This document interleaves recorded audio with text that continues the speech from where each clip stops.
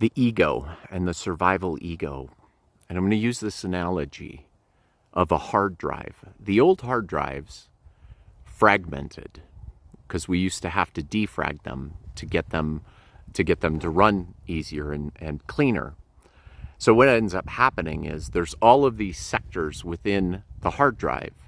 And what ends up happening over time is that you install and then delete programs, you put files on it, and the computer is putting them in different places where it is available. And if a certain program needs a certain amount of space, then it has to move it to a different part of the hard drive.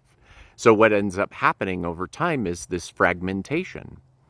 So we can look at ourselves as ego, as that we need an ego in order to experience reality. And so the thing that we're looking for isn't to get rid of the ego. It's to look at where we are fragmented within ourselves. So the idea would be, those are our fears. These are the things that we fear, but we're not accepting, and we're creating our reality around our fragmentation.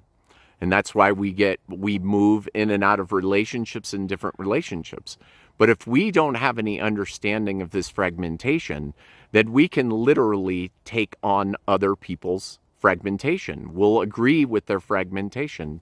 So let's say we know nothing about trauma, and then somebody comes in and says they read this book about trauma, they know all about the trauma, they start telling their story, and then we start attaching our fears with it, and then we say, okay, I have the same thing, and that I have the same problems, I have the same traumas.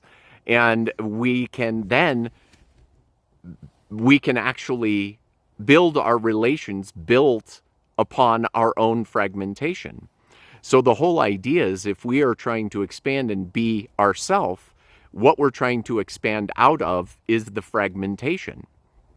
And so this is huge when we truly understand this, is that when we're looking at other people and trying to find ego within them, what we're really looking for is the distortion, because that's what that fragmentation creates within the field, is distortion. And we're looking for ego outside of ourselves and judging people by their fragmentation.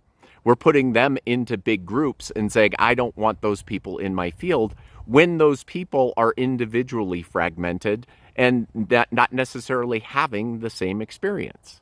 So we're going to next look at this in the next video from the idea of empathy.